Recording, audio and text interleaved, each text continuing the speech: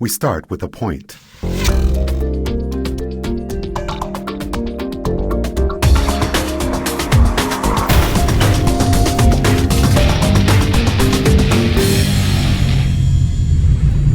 Hi everyone, welcome back once again to the Imagining the 10th Dimension video blog. Today's entry is called Seeing Time, Feeling Colors, Tasting Light. And last time, as we looked at the results from a number of the polls, one of them was poll 48. We discussed the possibilities that some supernatural or psychic phenomena might be giving us evidence of some of the ways that our reality is connected together outside of space-time.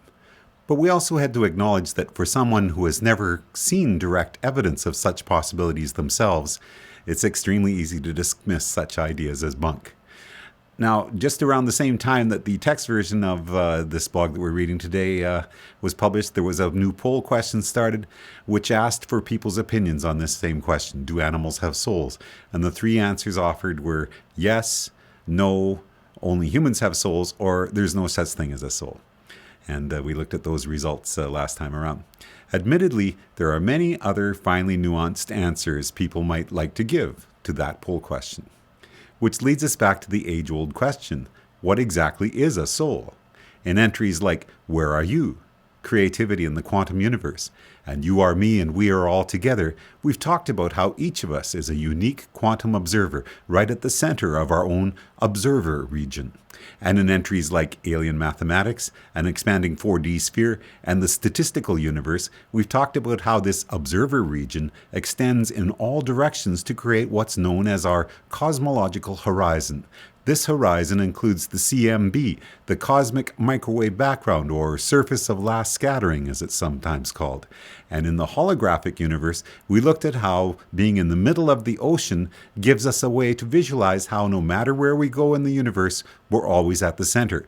But the tricky part of this concept is we have to remember that the CMB, the cosmic microwave background, and the cosmological horizon is not a space horizon, but a space-time horizon. The idea that each of us is a unique quantum observer can lead us to some mind-boggling questions. What's real? What is invented within our minds as part of this observer process? In Local Realism Bites the Dust, we looked at the work of physicist Anton Zeilinger and his team in Vienna, who have convincing scientific evidence that our reality is much stranger than most of us can possibly imagine.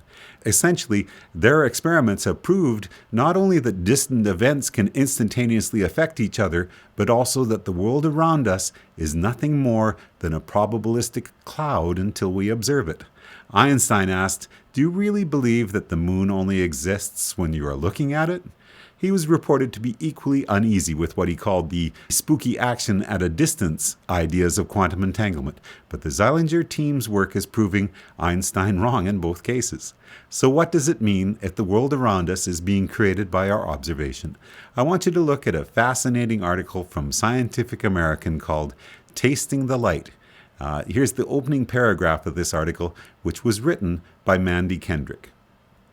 Neuroscientist Paul Bach-y-Rita hypothesized in the 1960s, we see with our brains, not our eyes. Now, a new device trades on that thinking and aims to partially restore the experience of vision for the blind and visually impaired by relying on the nerves on the tongue's surface to send light signals to the brain. We see with our brains, not our eyes. That's a powerful statement.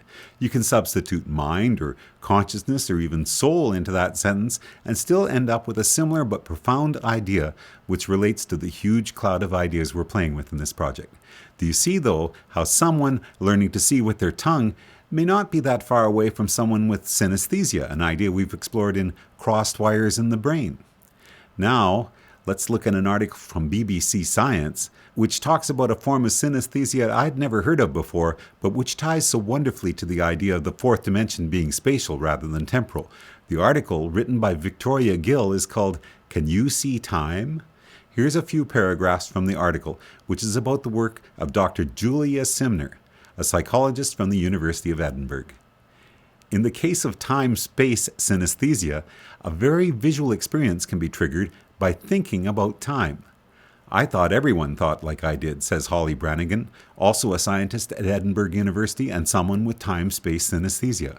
I found out when I attended a talk in the department that Julia was giving.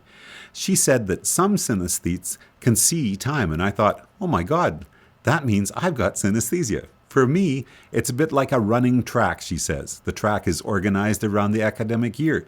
The short ends are the summer and Christmas holidays. The summer holiday is slightly longer. It's as if I'm in the center and I'm turning around slowly as the year goes by. If I think ahead to the future, my perspective will shift. There are at least 54 different variants of synesthesia, and Dr. Simner thinks this might be one of the most common ones. If you ask all the people at your work or in your family, you're likely to find at least one person who has it, Dr. Simner says. I'm intrigued by this proposal that time-space synesthesia might be one of the most common of all the variants of this fascinating condition.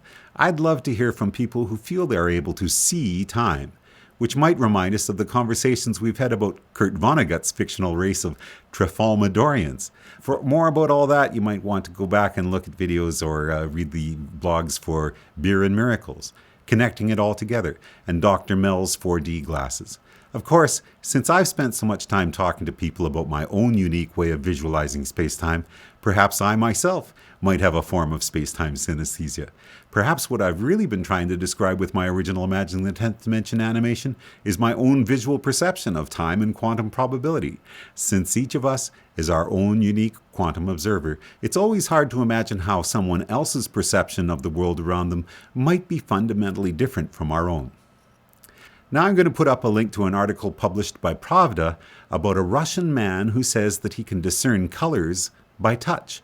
More evidence that our world is assembled together by our observation in ways that can boggle the mind? You be the judge. Finally, I'm going to put up a link to a YouTube movie. It's a 10-minute clip from a documentary explaining how our reality is constructed within our minds. Do watch that. I think you'll enjoy it. Next time, we'll go back to Einstein's misgivings about the implications of quantum mechanics and how my way of visualizing the dimensions might have helped. The entry is called The Fifth Dimension is Spooky. My name's Rob Bryanton. Enjoy the journey.